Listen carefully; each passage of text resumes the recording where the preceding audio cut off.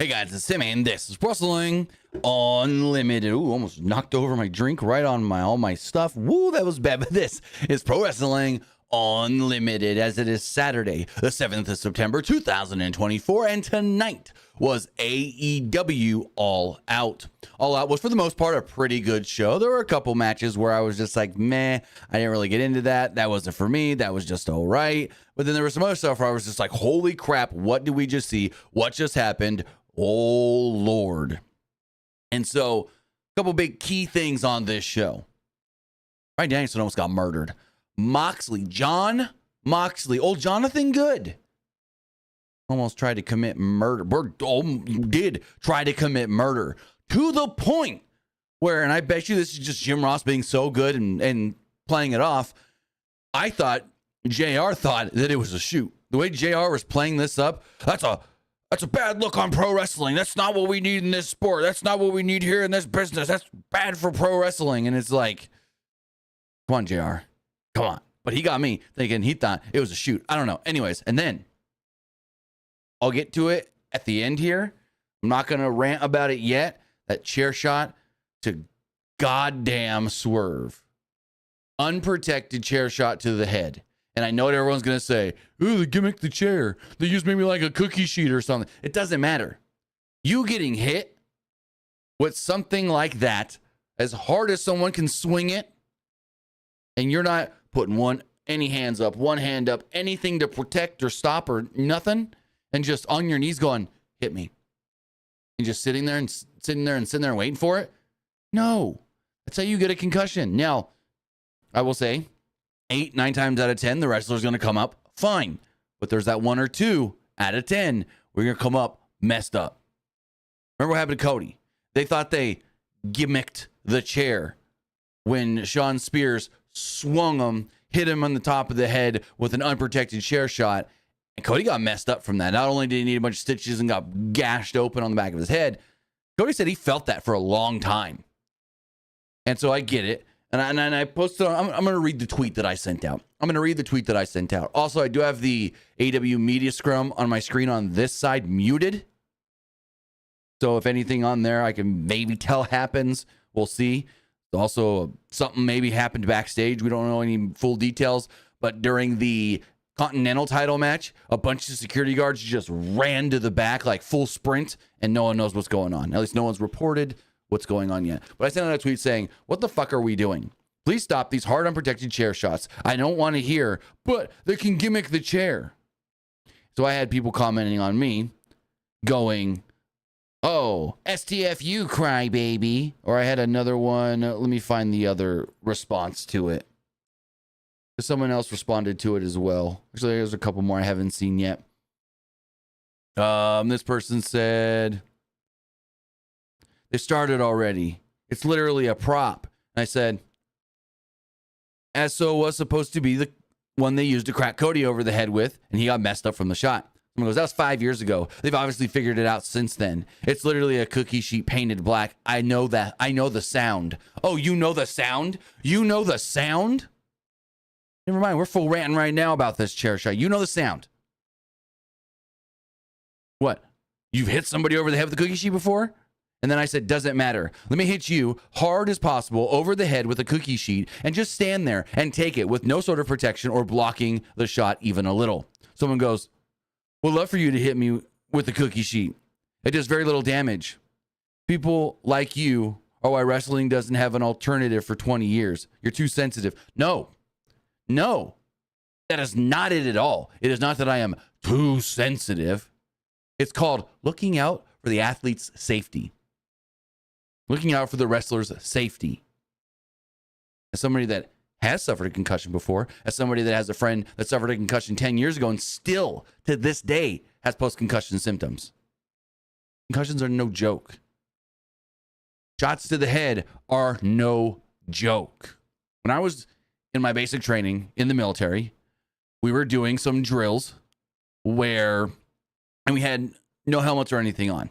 But I think, yes, we had our like bulletproof Kevlar vest. We had no helmets on. And we were doing drills of ready up your weapon, look around, and then they're going to yell left, right, center. Wherever they yell, you dive to the opposite side and then find the target. Well, they yelled left. I dove right. Somebody else dove the opposite way. So they dove left into me. And so we hit each other. I came down. My head hit a rock. And I suffered a concussion. It hurt. No joke. For like 2 weeks. I was getting dizzy out of nowhere, lightheaded and so forth. And so concussions are no joke. So just to say, I'll let you hit me over the head with a cookie sheet. No. And I know a cookie sheet and a rock are not the same thing, but still, let me crack you over the head with the goddamn cookie sheet. We need to stop these chair shots to the head that are unprotected. We saw the one to Jack Perry in the War Games Blood and Guts match. No bueno. We saw this one here from John. There's a reason Hangman pulled it up and they cut to the wide shot way out here to where you could barely see it.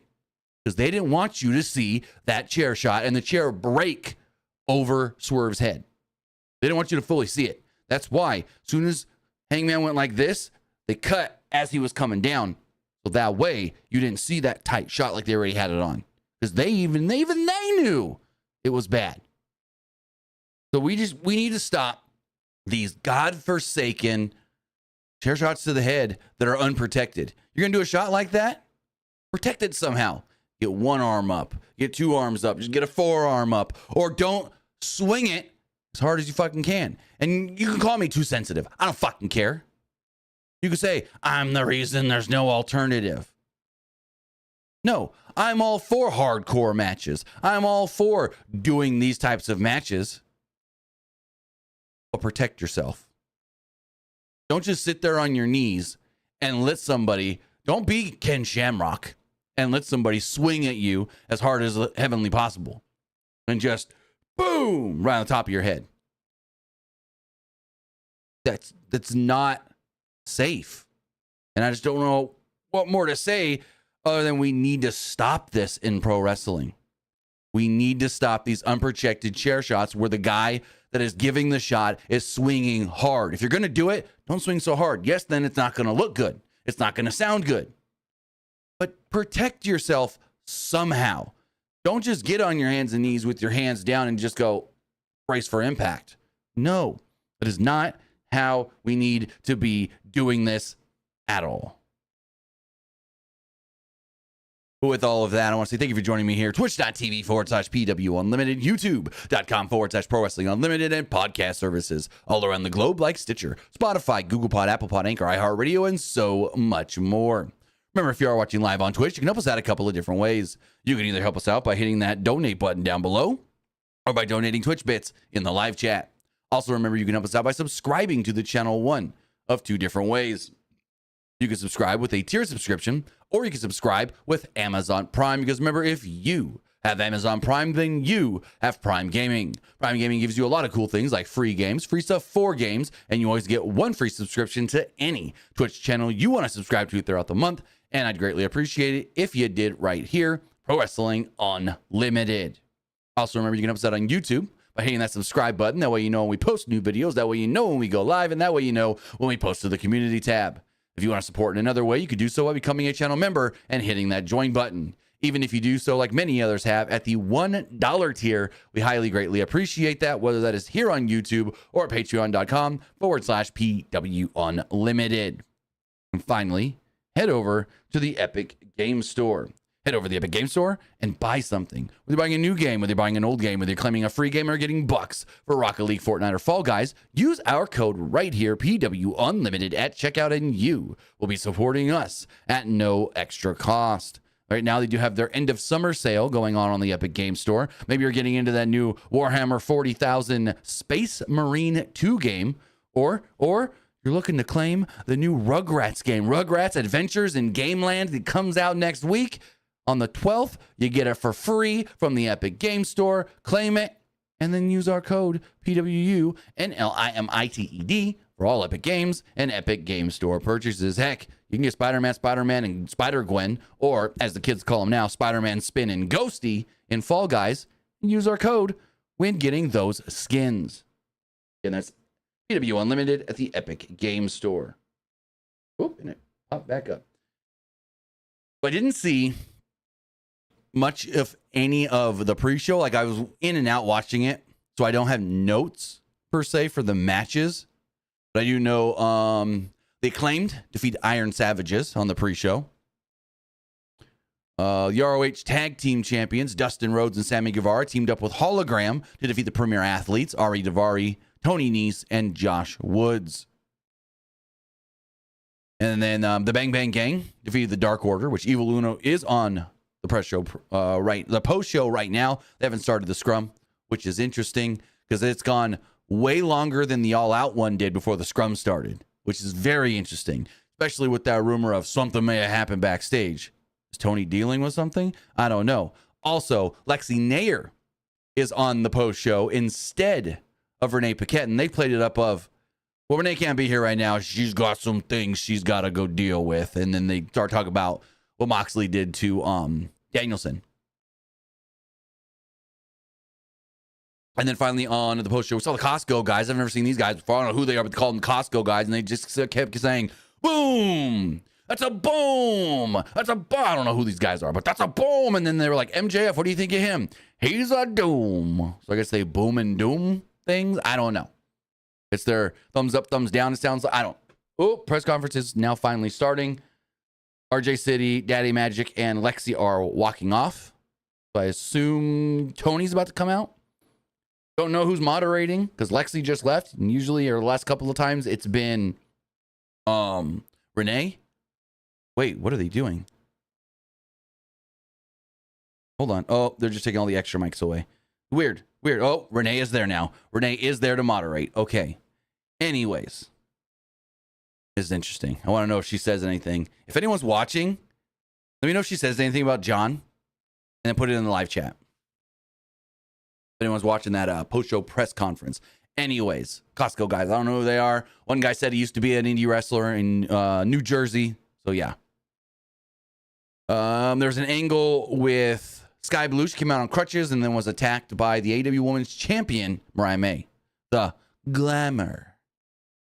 And then finally, on the pre-show, the Undisputed Kingdom, Roderick Strong, Matt Taven, and Mike Bennett defeated the teams of Shane Taylor, Lee Moriarty, and the Beast Mortis, Action Andretti, and Top Flight. So Tony Khan is now speaking at the press conference. I really want to know what he's saying, but it's not like I could just play the audio. So, yeah. Then we move into the main card. Oh, Sean didn't. So David Decker says, John Rossap tweeted Eddie Kingston has been pitching the bag thing. So Eddie Kingston, I don't know for how long, but Eddie Kingston said back in like June or July in an interview that he wanted to do that. And Tony Khan said it was too violent or something like that. But then at the same time, it's like Tony doesn't say no to Brian and probably not to Mox either.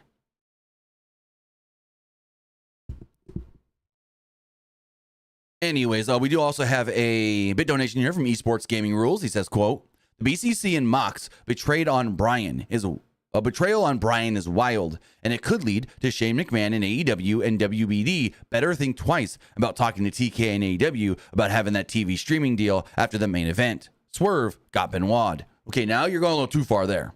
I don't know what you mean by Swerve got Benoit. Now, no. You're going a little too far there. Also, this has nothing to do with like TV and streaming. This is fine for streaming. Like they could do that on streaming. Whatever WBD says is okay is okay.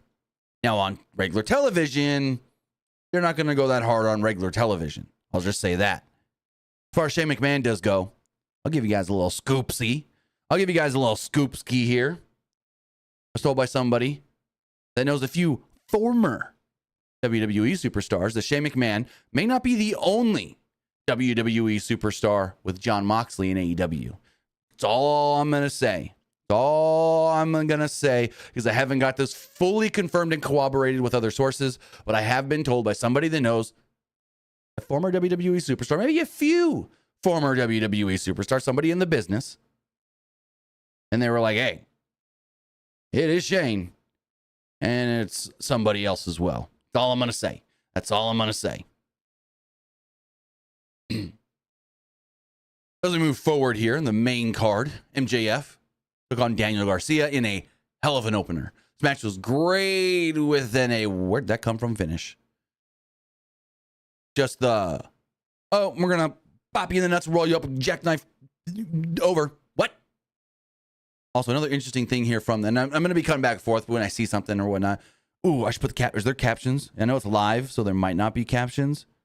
No, not always, for most of the time, not for live. Anyways, Tony usually doesn't go this long talking to the media before he brings in a wrestler.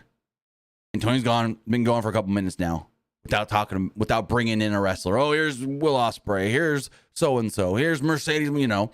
Usually Tony sits down, says, hey guys, how you doing? Hey, I noticed you. Let's bring in so-and-so. But he's talking with the media first instead of last like he normally does. And I've seen a couple times he's gotten like this serious look on his face. So I don't know what he's being asked and who's asking what. But very interesting. Let me see something really fast. Give me a second. Give me 1 second. I need to go check. I just got a message. I wonder if it's from somebody watching the scrum or not. I need to respond to this really fast. No actual news or anything, but I'm just going to basically ask this person, watch the scrum for me and message me if something pertinent is talked about. Scrum.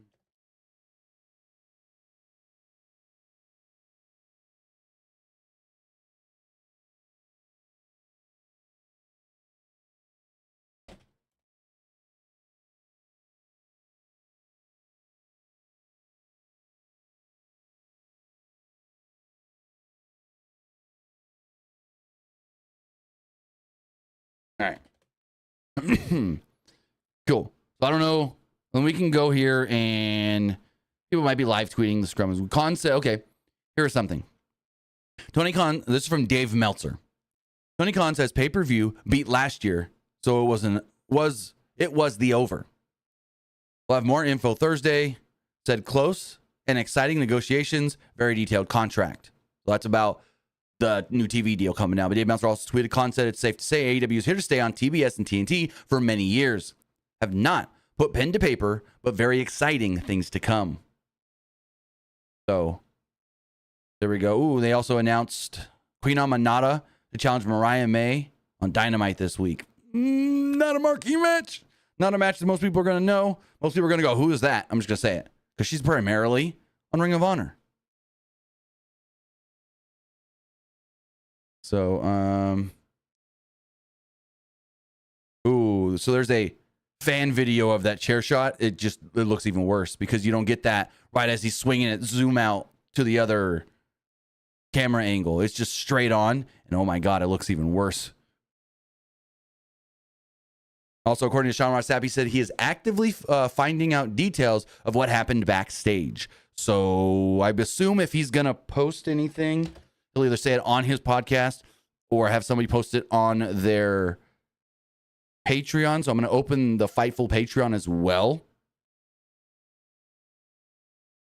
and see if they post anything there. So I'm going to be coming back and forth. I might be a little distracted, trying to get you guys some info, trying to get me some info and figure stuff out. But MJF, Daniel Garcia, hell of a match till the shitty finish.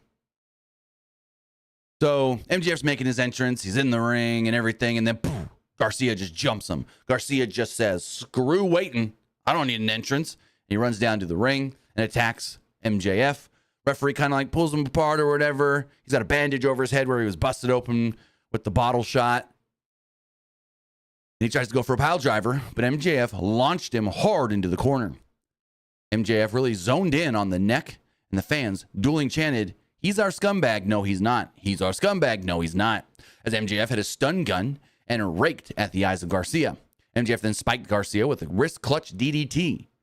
But as he went for a suplex, Garcia held on, and both men fell to the floor. MJF then snapped it down hard. It looked like it might have hurt. Garcia just barely broke the count here. So the two things I hate the worst in professional wrestling, the unprotected chair shot like we saw tonight, and the 1, 2, 3, 4, 5, 6, 7, 8, 9. And the wrestler is down, just laying there, not moving. Looking like they're not even breathing. And the wrestler pulls their hands up to go, and right before they say 10, the wrestler, wing, in the ring. You haven't moved for 9.5 seconds. And then all of a sudden, wing, Where'd that fucking come from? Yeah, the most unrealistic spot. One of the most unrealistic spots. It would be different if, like, you're moving around, you're trying to get to your feet, you're stumbling, and then you, like, fall at 7, and you kind of try to get back up at 8, and you fall again, and you kind of try to get back up at 9, and then you slide in. At least that's a little more realistic. But when you're freaking just laying there for, like, really more than 10 seconds, because the referee eventually doesn't even start counting immediately. Sometimes they wait 2 or 3 seconds, especially if, like, a wrestler gets back into the ring and then gets back out and then gets back out. It's a pet peeve of mine that I think it's such an unrealistic looking spot. I'm going to count you out. You better get in before 10, and you look dead. You look like you're not breathing, you're not moving, you're not flinching, you're not nothing. And then at 9, you just boing, spring right back up and you're in the ring. How fucking stupid shit is that? Anywho, Garcia, like I said, barely makes it back into the ring. There's a series of twists and shouts delivered from Garcia as he tried to leapfrog, but MJF caught him in midair with the powerbomb on the knee. He dropped Garcia right on his head in the process. Didn't look good. MJF then ripped the bandage off the head of Daniel Garcia, and he actually bit at the busted open spot. MJF then screamed in the bloody face of Garcia, similar to how he did 9 weeks ago before pointing to the corner, wanting another avalanche tombstone. This time, Garcia clapped the boots together to get free off of it as he bit MJF and hit an avalanche implant DDT for a 2. Garcia tried a pile driver, but the neck gave out as MJF hit a mule kick in the Panama Sunrise, but Garcia kicked out. Garcia slowly started hulking up, so MJF spat in the face, which only pissed off Garcia. MJF then got an eye poke. MJF called for a brainbuster, but Garcia countered into a small package, and both started trading near falls. MJF then fired off a hard right hand into the double down spot, a snap German suplex from MJF, but Garcia no-sold it, rolled through with one of his own, and then threw his whole body behind a lariat for another reset. MJF at one point countered a pile driver into a Boston Crab, but Garcia countered into a label lock.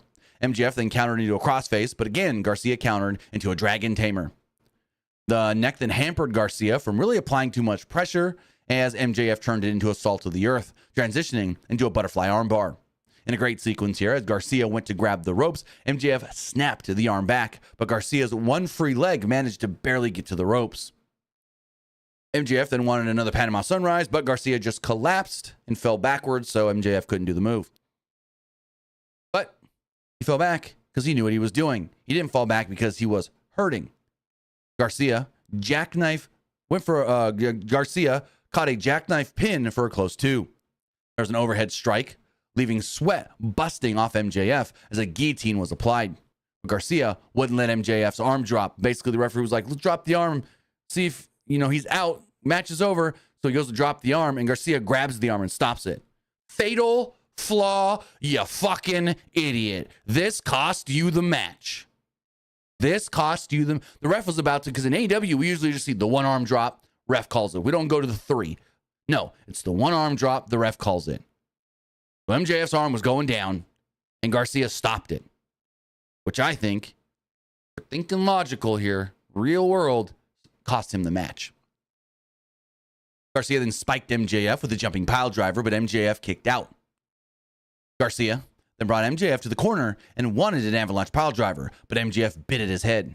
MJF pulled referee Bryce Remsburg in front of him, which he allowed him to hit a low blow that the referee didn't see, roll him up, jackknife pin, 1, 2, 3, MJF gets the win. Now I know what you're going to say. Oh, it doesn't matter, Kim. Yeah, he cost himself the win, but he got the best of it afterwards. No matter. A win is a win. You can't go into there and go, I just lost to MJF, but I beat him up after, give me a title shot. No, you could say, I beat a former international champion. I beat a former world champion. I want a title shot. So, wins should matter. This match, it made it feel like the win didn't matter. MJF wanted a handshake post-match that Garcia accepted, but blocked MJF's low blow to a low blow of his own. Garcia then dragged MJF to the corner and spat in his face finally to hit an avalanche pile driver to a loud ovation from the crowd. Garcia then shook MJF and kissed him on the forehead before storming into the crowd to celebrate, and doctors and whatnot came down to check on MJF.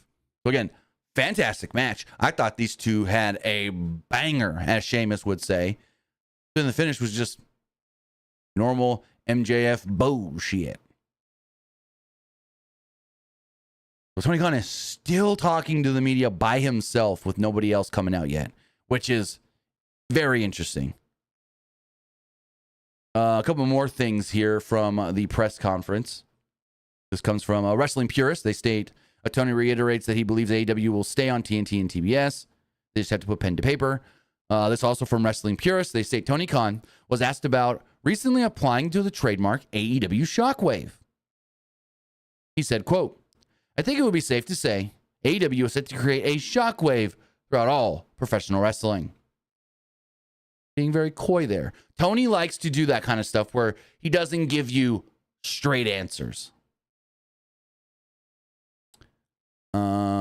This one's from Wrestling Ops. I gave a little more on the quote from Tony. It would be safe to say that AEW is set to create shockwaves throughout the professional wrestling. He went on to say, I think people tonight are going to be talking about what they saw at All Out, which was a huge business success for us. I think it bodies really well and creates a lot of anticipation for what's going to happen Wednesday night on Dynamite, and will continue to send that shockwave through the world of professional wrestling in AEW. Oh, wait, that's it? Scrum's over? Just Tony? Nobody else? Oh, wow. That's interesting. Whoa. That's very interesting. There's always multiple people talking to the Scrum. Huh. Oh, I'm going to send a tweet out and just see. Yeah, it's over. Wow. Okay.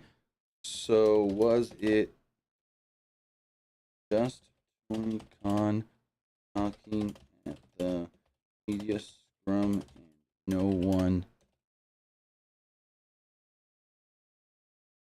They didn't bring any out at all. Like normal.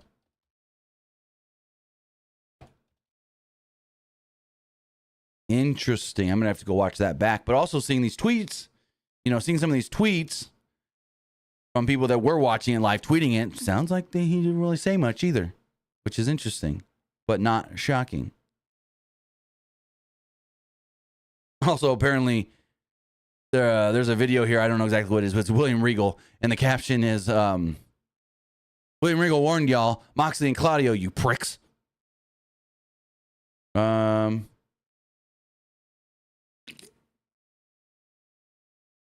Yeah, so we don't have really much more details. This is from Dave Meltzer. He said, Khan said AEW is the most successful challenger brand since the AFL. That would be 1960-69 until the full merger. What? He's saying they are now more successful than WCW was against WWE. I don't know about that one. At least AEW, or at least WCW was beating them in the ratings. 83 weeks, ask Eric Bischoff. Meltzer also says, quote, he said 100% on the deal, but 90% on it being announced within the next month. When's the 5th anniversary show? Hold on. Dynamite 5th anniversary.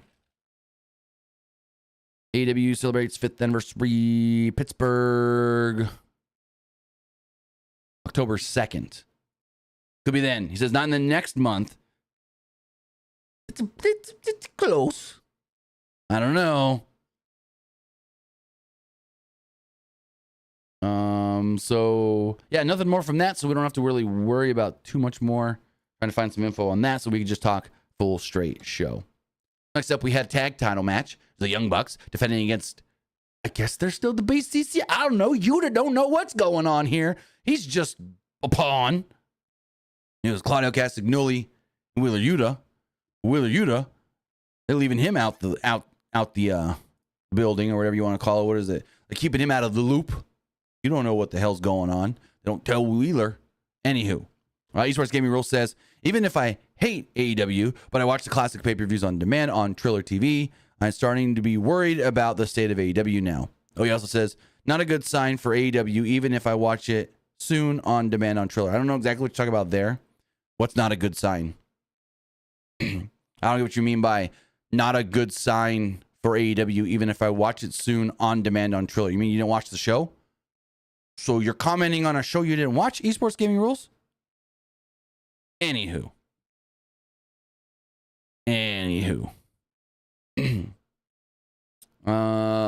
Tag title match. Super fun match, but it's like, why do we have a roll-up nothing finish in 2 straight matches? But I really like this match. I thought this match was so much fun. Nicholas and Yuta started things off, as they probably should have. The right choice. It was Nicholas who showed his athleticism early on with a double arm drag. The posing allowed Yuta and Claudio to actually hit a wishbone on his legs, and then I wrote this way weird. Give me 1 second. Here we go. The Bucks hit their signature slingshot high kick double stomp combo at one point. Somersault neck breaker backbreaker combo followed that up as Yuta stayed isolated on the heel side of the ring. Nick hit a slingshot leg drop, and then he spat at Claudio, which probably not a smart move. Yuta then dodged a charging Matthew, who ran into his brother, allowing Claudio to make the hot tag with some uppercuts aplenty before a double clothesline turned the Bucks inside out.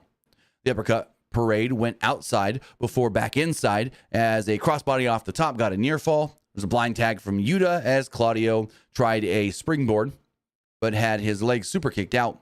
Claudio then turned the tide, though got hung up by Matthew as Yuta gorilla pressed Nicholas onto him. Matthew then kicked out of a seatbelt pin attempt, but Nicholas was there with a super kick right after. Yuta did the low bounce back high kick, applied a cattle mutilation, but was left open for Nicholas to senton off the top. Claudio was hit with a Hurricane Rana off the apron, but Nicholas jumped up and left everybody down with a dive. Nicholas then pulled the legs out from under Yuta and hit a slingshot face buster before flying back out of a moonsault onto Claudio. There's more bang for your buck that was cut off as Claudio made the tag, hit the springboard spinning uppercut on Matthew. The Bucks then avoided a giant swing and hit Claudio with the EVP trigger, only for Yuta to break up the pin. The Bucks then pumped the shoes and went for a super kick party, even tried an EVP trigger, but Claudio blocked both with a double suplex.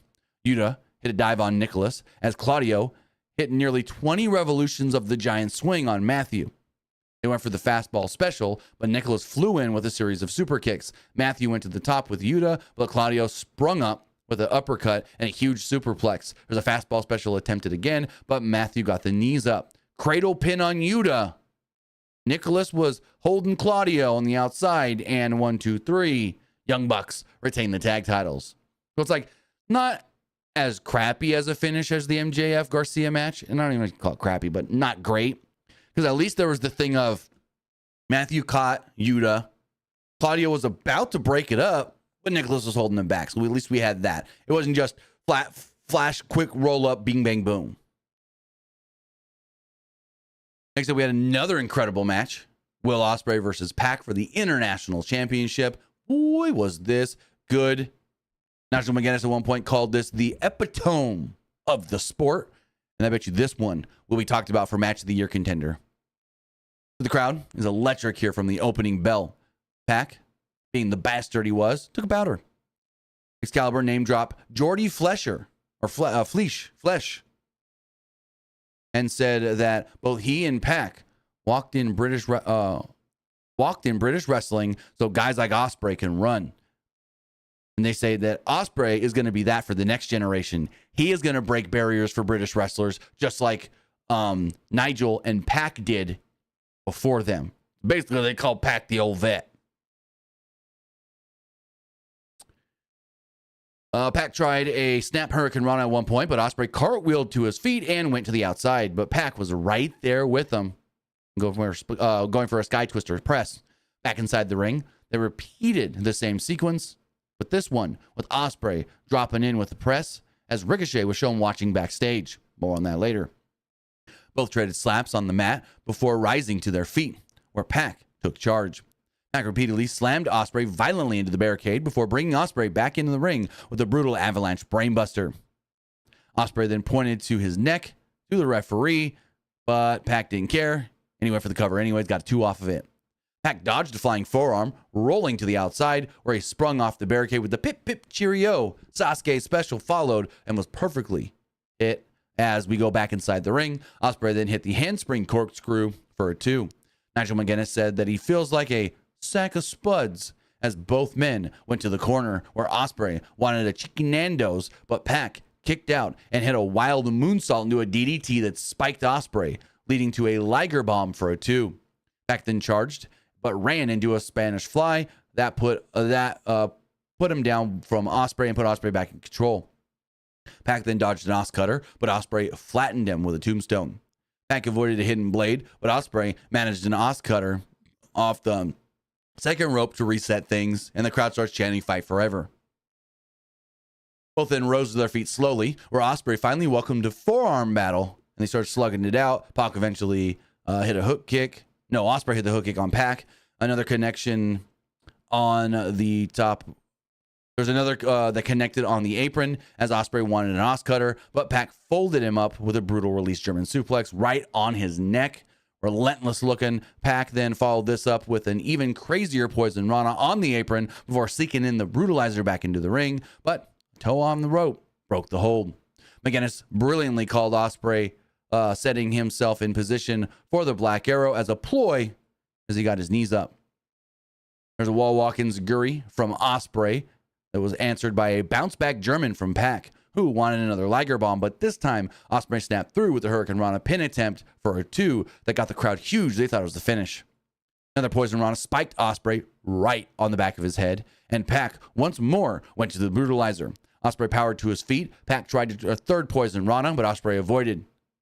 He hit one of his own and then flew in with a hidden blade for a very, very close 2. As we come down to the final moments of the match, Pac crotched Osprey, who wanted a corner Os Cutter as he looked for an avalanche Poison Rana, but Osprey landed on his feet. Osprey then charged with another hidden blade, but again, Pac kicked out. There's a springboard Os Cutter that connected, but Pac countered a Stormbreaker into a snap Hurricane Rana. Osprey, though, rolled through, hit a Styles Clash, a hidden blade, and then pinned him to pick up the victory. So Will Osprey retains the International Championship. Fantastic match. And another fantastic match. This match was great. I'm like, oh, how are they going to follow that match? And they did brilliantly with the Chicago Street Fight. That supposed to be for the CMLL title, but now it's not for the CMLL title because CMLL wouldn't sanction the Street Fight. But we know we're going to get another one of these because Statlander is owed her CMLL championship match, and she won tonight. Statlander defeated Willow, who called herself the AEW Street Fight Queen. So the bell sounds. Stokely Hathaway immediately threw in a chair that said New Jack RIP on it. Nightingale ducked a shot and gave Statlander a buckle bomb that was followed by a corner cannonball for a 2. Both fought on the apron, where Statlander wanted a German suplex to the floor. Instead, he cracked Nightingale in the back with a chair very hard before a power bomb threw the Spanish announce table off the apron. Hathaway and Statlander then set a table up, placing Nightingale on it before Statlander took her time to expose the metal part of the top turnbuckle. The delay allowed Nightingale to move. Statlander then crashed through the table, but still kind of, Willow didn't move in time. So Statlander's on the top rope. Willow's on a table on the outside. Statlander goes for a swanton. Willow's supposed to move. Willow doesn't move in time. And so Statlander still hits her, but cracks through the table and almost overshoots it. Didn't look good, but they recovered. Nightingale hit a pounce through the barricade at one point and hit a discus lariat on the stage. As they went up the ramp, Nightingale scolded Statlander, slapping her in the face, but Statlander hit a snap suplex, screaming for Hathaway to, quote, get the stuff. Hathaway then showed up with a trash can full of weapons, allowing Statlander to have the full advantage. Statlander then had a barbed wire baseball bat, but Nightingale ducked and waffled Statlander with a light tube instead, right over the head, busting her open. Nightingale then stalked Hathaway down the tunnel to get him out of there, as both ladies slugged it out until Statlander tackled Nightingale off the stage through a bunch of tables set up on the floor, basically. So basically it was Statlander speared, basically the WrestleMania 40 spot with the Usos, speared Willow off the stage through a bunch of tables. It was like 3 or 4 tables set up there. Both ladies then brawled back to the ring, where they started no selling moves until colliding, leading to a double down on opposite sides of the ring. Nightingale then grabbed a chair, while Statlander had a bag of something that she eventually revealed thumbtacks. Statlander slapped the Nightingale, resulting in Nightingale biting the head and punching away with a chain. Statlander managed a snap German and then dumped out the thumbtacks. Statlander then wanted a scissors kick on the tacks, but Nightingale moved and Statlander did the splits on the tacks in a crazy looking spot. Nightingale then followed this up with a running DVD on the tacks for a 2 before going to the top. Statlander then fought free and hit a massive Spanish fly before grabbing the chain and hitting a discus lariat with it, only for Nightingale to kick out. Statlander then pulled a dog collar from under the ring, tied both Nightingale and herself with them. Tied themselves together with them, and we got an impromptu dog collar chain match or whatever, strap match. It took a little too long and kind of was like meh, but the Nightingale hit a spine buster into the tacks as both women collapsed into each other's arms till Statlander spiked Nightingale with a tombstone before wrapping the chain around Nightingale's mouth and making her submit. So, great match. This match was probably one of the better no DQ street fight matches, especially on the women's side of things, that we've seen in AEW. Like, I could say this is probably the best street fight we've seen from the women's division in AEW, and ranked right up there with some of the better ones from both women or men in this company. Nippick gets backstage with Will Osprey, who said Pac will go down as one of the best high flyers of all time, and said anytime he wants to replay this, you got it. Osprey said that he hopes Ricochet was watching and said that he's sick of him collecting a paycheck and needs to start racking up some wins. And I'm like, this guy's been here for 2 weeks. This guy worked the pay-per-view he debuted on, worked the Dynamite the next Wednesday, and then didn't work this week. What are you bitching about, Will? You bitching this guy needs to rack up wins instead of just racking a paycheck. Osprey came off as a fucking heel in this segment. Anyways, Osprey said for him to go to Tony Khan's office and get some wins under his belt before coming for the champ. And I get that part. But it's just weird. Because it's like, he just goes straight to Ricochet and just like, oh, I hope you're watching. And go do your shit or something. It's very weird. But they are already setting up Ricochet and Will Ospreay. Whether we get that soon or not, we'll have to wait and see. Then they had the fatal 4-way match for the Continental Championship. I've got a question for anybody. Does anybody else, like me, had that Freudian slip where you're talking about the Continental title and accidentally say Intercontinental? When I was recording my preview for this show this morning, I was like, and we have a 4-way match for the Nope, it's not the Intercontinental title. And that's not the first time I've done it. It's a Freudian slip because I've said Intercontinental Championship for freaking decades. It's like Intercontinental, Continental. New Japan did it. Just call it the Intercontinental title. Anyways, it was a good match. I would say from here, the crowd kind of started to dip, and then they got him back in the main event. I'm talking about like the main event, because I'll talk about it. I thought Danielson versus Jack Perry was just all right. I give it 3.5 stars. As far as the 4-way match, I thought all 4 men worked very hard, very well. Great 4-way, but it was kind of like the crowd needs a little rest.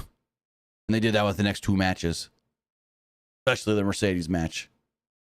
Also, you guys apologizing to Britt Baker?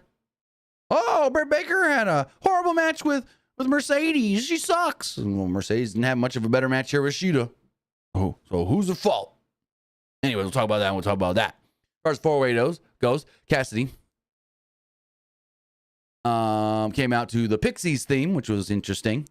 Kaz also replaced Nigel on commentary.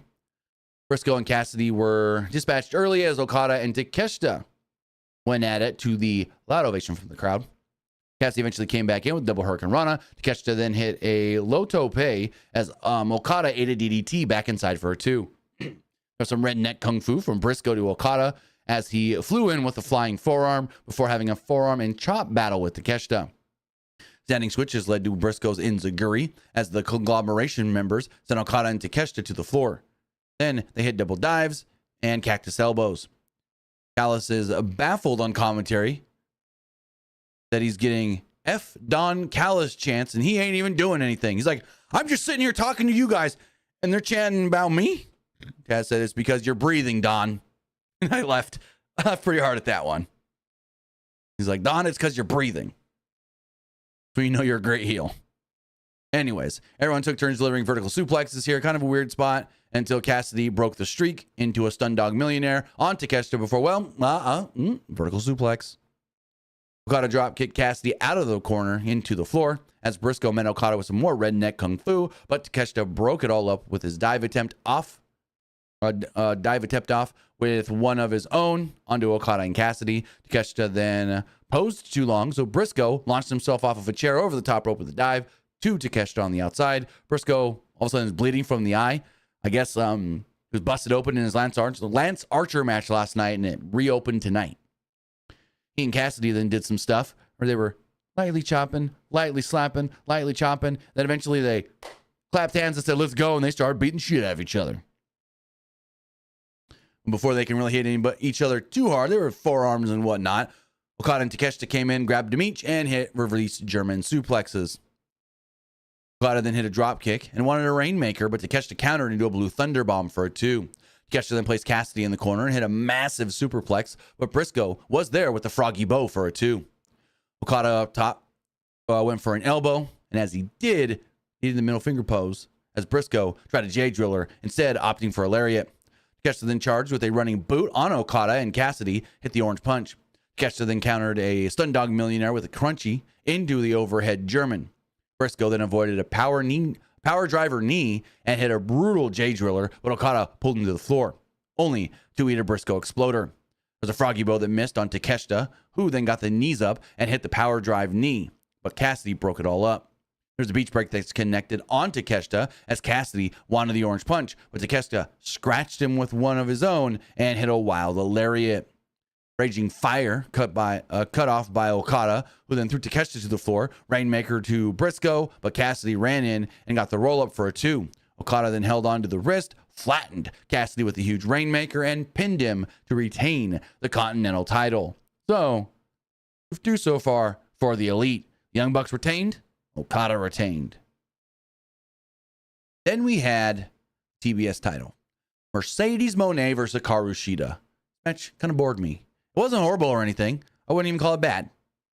I would just say, and it's like every Mercedes match I've seen in AEW, I'm not invested.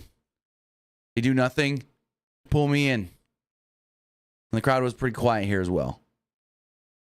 Moné attacks at the bell as the crowd were sorta dueling chants. Let's go Shida CEO. Let's go Shida CEO. Briefly.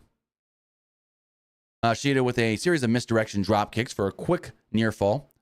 There's a stretch muffler applied, but Shida released the hold, hit another drop kick before draping Moné on the apron, and hit a charging knee lift. Moné battled back with the diving double knees as Tony Schiavone and Taz are kind of getting heated on commentary, with Taz saying it's ridiculous Moné has to go into this match without her heater, Camille, at ringside.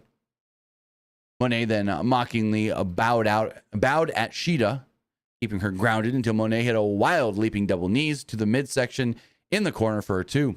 After a series of whip reversals, Shida won the exchange and followed with a missile dropkick to regain control.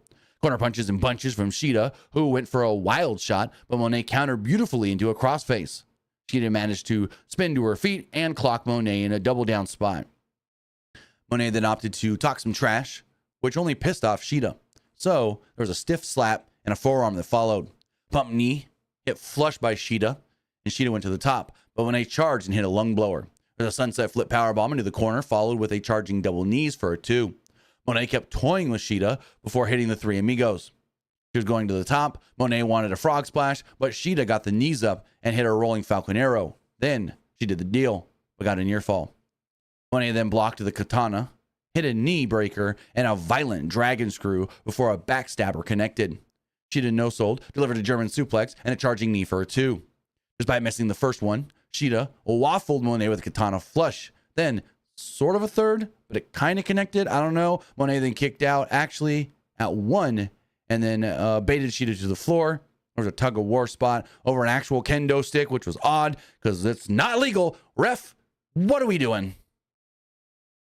Shida then brought the kendo stick in the ring, but wisely thought otherwise from using it and then tossed it aside.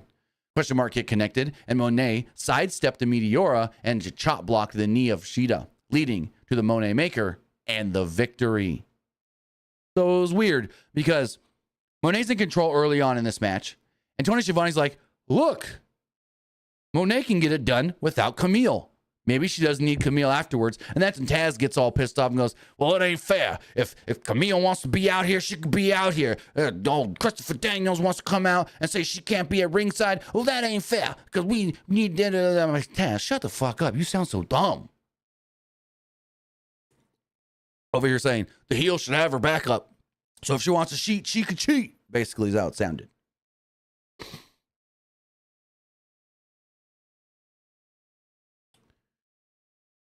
So let me go what they technically call the co-main event, or the main event of the sanctioned portion of the night. It was Bryan Danielson defending the AEW World Championship against the TNT champion, Jack Perry. The match was all right. And again, I say that as Bryan Danielson is my favorite wrestler of all time, and I say he had just an all right match with Jack Perry. If I'm going to give it a star rating right now, maybe I go back and rewatch it. 3.5. Maybe a 4. Maybe a 4. But I don't even think that. The video package played of Perry putting gasoline in the scapegoat bus while driving the streets of Chicago. And then he pulls up to the arena. The Young Bucks are there waiting for him. One has the TNT title. The other has the scapegoat mask. A SWAT team of members then escorts Perry to the stage. Jim Ross joins commentary for the final 2 matches of the night. And JR had a better night here than he's had in a while. I will say that for sure. Also, Esports Gaming Rule says Monet wants her crew in the Tokyo Dome. What crew? She's got crew? I know she's got like Bailey and Naomi and Tamina. But the only one of them that can work Tokyo Dome probably is Tamina, who is not signed to AEW or WWE at the moment, I don't think. So what do you mean by crew? Anywho, Perry had the early advantage with some takedowns and soaked it in before going to the floor and getting booed peripherously. For the test of strength back inside the ring as Danielson answered with takedowns of his own. Perry tried a leapfrog, but Danielson caught him in midair following the Romero special. Perry escaped to the outside, but Danielson was right there with him with the baseball slide and a springboard somersault dive to the floor. Shotgun dropkick back inside sent Perry right back to the floor. This is where he met a charging Danielson off the apron with a thrust kick and a draping DDT that spiked Danielson. Perry then mocked the crowd before dropkicking Danielson into the barricade. Back inside, Perry remained in control, but his chops kind of woke Danielson up, dropped right back, crotching Perry in the corner. Anvil elbows that led to a back suplex with Danielson clutching his neck. Yes kicks were then delivered, but Perry ducked the home run shot. Jackknife cover, Danielson bridges out into a bell lock though. After releasing the hold, Danielson hit the 10 corner punches, backflipped out of the corner, but Perry hit a drop toe hold into a snare trap. He transitioned that into a cattle mutilation. Danielson then parried out, but Perry folded him with a snap German suplex, and then after that, another on the apron. He traded kicks and chops and whatnot before Danielson connected with a brutal butterfly suplex on the floor. Back inside the ring, Danielson punted the left arm out before kicking it repeatedly. Danielson went for the home run kick. Perry sank in the snare trap once more, but Danielson did get to the ropes to break the hold. Crowd then starts chanting, "Cry me a river." Perry hit a comeback lariat, but Danielson got an inside cradle for a 2. Following a high kick, Danielson went for the cover, and Perry pulled the referee into the way to take the bump. Danielson then said, "It's time." He had his fucking head kicked in as the Young Bucks then sprinted out to save Jack Perry. They hit a TK driver, but as they went for the EVP trigger, Claudio and Wheeler Yuta would come out to make the save and chase the Young Bucks off into the crowd.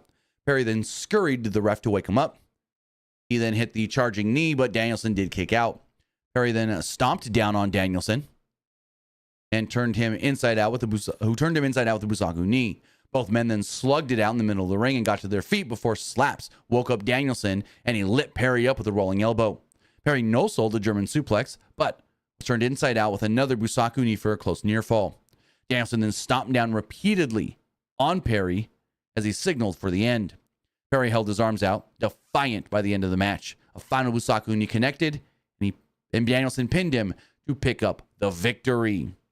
So there we go. Bryan Danielson, and still AEW World Champion. But boy, did things go nuts afterwards. So Jack Perry is in the ring, kind of like trying to pull himself up in the corner, get to his feet. And Danielson's in the middle of the ring.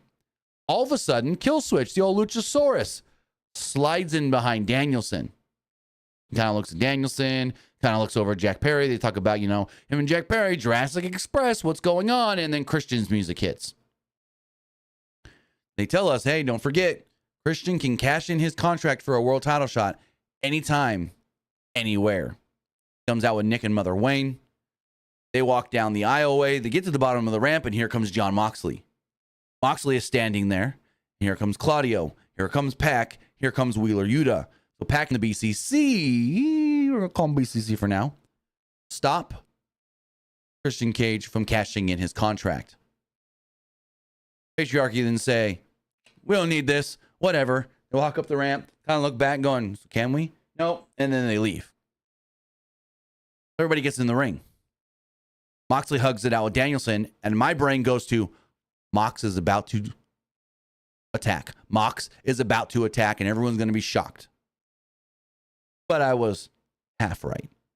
So Mox and Bryan embrace with a long hug. And because the hug was so long, that's why I thought Mox was going to attack. They let go. Bryan then goes over to Claudio to thank him. And that's when Claudio, boom, uppercut. Bryan lands on his ass and looks up like, what the fuck? And all of a sudden, Mox jumps him. Moxley jumps on top of him, puts a plastic bag over his head, and Pac has Wheeler Yuta in the corner holding him back as Wheeler is crying. Marina Shafir then randomly shows up. Crowd starts chanting, "This is murder. This is murder."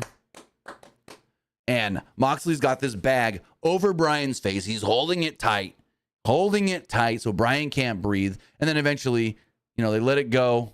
They leave. Moxley, Claudio, Pac, and Marina. And then Wheeler quickly runs over to check on Danielson as doctors and refs and whatnot come out. They bring him some oxygen. They get him out of there. And yeah, when Claudio hit him with that uppercut, I legit was shocked. I legit yelled out, what the I legit almost jumped up. I did jump up, not out of my chair fully. And I just scream, what the fuck? What? Like that, basically. But louder. And then when Moxley's got the bag over his head, I'm just like, what is going on? And we still have the question of, where's Darby? Why does Moxley want to talk to Darby? The fan speculation is Mox is going to ask Darby for his title shot. But here's my thing. Because of how close Mox and Bryan were, wouldn't you think if Mox wanted a world title shot, he could have went, Bryan, you say that you're going to be here till you got that title? Well, I don't want to be the one, but I'm going to be the one to take it from you. Can I have a shot? Oh, that's all he really had to do. And Bryan would have said sure, because Bryan would have wanted to have a banger-ass match with John. No. Instead, he's got to turn one of Bryan's best friends on him and then almost kill him. So in a week's span in AEW, we have seen arson and attempted murder, and neither man got in trouble. What the fuck? Then we might have saw more attempted murder with that chair shot in the main event tonight. The real, true main event. The lights out steel cage match. This match was violent. Some say the most violent in AEW history. I don't know about that one. I think maybe their Texas Death match was a little more violent, in my opinion. I mean, in this match, though, freaking Hangman fucking needled the cheek of Swerve, so that's pretty crazy. But as far as the match does go, Page brought down a case, and I'm sitting here going, what's in the box? What's in the box? Strickland then came down. His gear had pictures of the house burning and Hangman sitting in front of it on it. So as the cage is slowly being lowered, Nana starts throwing shit in the ring. And both Page and Strickland start to fight. Then they do the spot where they're lowering the cage, and then like the spike almost comes down on them. Yeah, that spot. Anyways, Nana quickly saves Strickland as the cage is down and the match officially begins with a slugfest. Both then blocked being thrown into the cage as Strickland hit a rolling flatliner and a house call. Nana is literally yelling at Strickland, kill Page, kill him, who hit a release German suplex and went for a bucket to bring out the staple gun. Strickland no-sells staple shots, I'm like, what the fuck, to the chest before getting the gun and stapling Page repeatedly in the back. Strickland slowly pulled out the staples on his chest before pulling pics of his family out, stapling them to Page's chest and cheek before ripping them right back off. Strickland slowly continued his attack by slamming Page into the cage while standing on the ropes, but Page swept the leg, crotching Strickland. Page then wrapped barbed wire around his arm and hit a springboard clothesline as both men are now bleeding. Page was screaming at the crowd and asked, "This is their man," in reference to Swerve. Page continued to throw Strickland into the cage before going back to the barbed wire, wrapping it in the cage and then driving Strickland into it. Page then raked Strickland face first into the wire, but realized he couldn't do the buckshot because he's got no backswing or whatever you want to call it to do the buckshot. He can't actually do the flip over the ropes because of the cage. And so the delay allowed Strickland to briefly fight back, but was ultimately flapjacked onto the cage. For some reason, despite being a lights out match, referee Paul Turner then kind of stopped things and checked on Swerve. I'm like, wait, hold on. There's no rules. What? This allowed Strickland, but I guess he did that to check on Swerve because it's ref's discretion to eventually stop the match, as we saw at the end, to declare the winner. So I kind of get that. This allowed Strickland, though, to hit a house call, and he tried to go for a buckshot using Turner's back, but really didn't get much of it. Chair shots echoed through the arena, the now arena, as Strickland was relentless on his attack, hitting a long dart brutal into the corner, using the chair for the first two count of the match. There's a cinder block that was eventually brought out by Strickland as Taz and Jim Ross reminisce about the days of old and cinder blocks being used. Taz starts talking about a old violent company he once worked for. Strickland somehow managed a vertebreaker on the cinder block, leaving a gnarly, rash burn, whatever you want to call it, on Page's back. So they're like, hey, look, you want to say we faked this shit? He actually hit the cinder block. He barely hit it, but he hit it enough where there's marks. Strickland set up a table, but Page cut him off in the corner. Strickland battled back and hit a picture-perfect swerve stomp through the table and got a 2 off of it. Strickland took too long to capitalize as Page hit a desperation deadeye for a 2 of his own. Page pulled out a piece of burnt wood from Swerve's house. He tried to impale Strickland with it, who countered into an arm breaker and then got the spike and turned the tables. Strickland started stabbing Page in the head with the piece of wood and almost had tears in his eyes as he went for one final shot. But Page hit a low blow and a powerbomb right on the cinder block that looked, oh my God, hard. And I'm just like, holy crap. You ain't faking that one. Page then delivered punches against the cage, but Strickland fought back with a powerbomb into the cage, followed by a house call flush to the head against the cage. There's another house call hit, but Page kicked out again. Strickland went to the top, but gave a look to the top of the cage and then went to climb, but Page cut him off with an awesome bomb. A deadeye followed, and Strickland just kicked out. Page demanded Strickland to beg for mercy as he decked him in the head repeatedly. Nana pleaded with Strickland to think about himself as Strickland started laughing, holding up 2 fingers, saying, "It's 2-0, I beat you twice," but then collapsed at the feet of Hangman Page. Strickland then gets his grill ripped out of his mouth by Hangman, and I never worn a grill, don't know how they actually go in. Are they glued in, or is it just a mouth guard? So he pulled it out, and they made it seem like it hurt to get pulled out. So educate me, people. Does it really hurt to get pulled out, or is it like wearing just a regular mouth guard? Anyways, there was then a brutal chair shot, a unprotected chair shot to the head that broke the chair. And eventually the ref's just like, hey, he's knocked out. We're done. Ends the match. Commentary said that they hope Paige feels that they're now even as they look down at Strickland from the top of the ramp, teased going back, and then fell to his knees and laughed and screamed crazily as the show went off the air. So yeah, that was AEW All Out, a wild show, a really, really, really good show. Yeah, now I want to know what you guys thought of the show. Let's get this poll going here on Twitch really fast. What did you think of AEW All Out? I liked it. It was right. Oop. I didn't like it. We'll go there as we check the other polls as well. So if you are watching live on Twitch, we'll hit up those polls. Let's refresh the others. We got that one. We've got that one. And we've got this one. Where is the... There it is. As far as the Threads poll does go, 90% liked the show, 10% didn't like it. Looking at the Twitter X poll, 71% liked the show, 14% didn't like it, and 13% thought it was just all right. Looking at the YouTube community poll, 71% liked the show, 17% thought it was just all right, and 12% didn't like it. Some of the comments here. Adam Page and Swerve Strickland main event ending were oh my god moment. First says the main event was crazy, very extreme, to where a needle was involved. Damn, I didn't even write that in my notes. Right before the chair shot to the head, he grabs the needle and sticks it through the inside to the outside of Swerve's mouth. Now, I've never had that happen to me. I've kind of hooked my lip with a fishing hook before, but nothing like all the way through or anything. And that hurt like hell. Versus CZW with a bigger budget. Yeah, I can see that.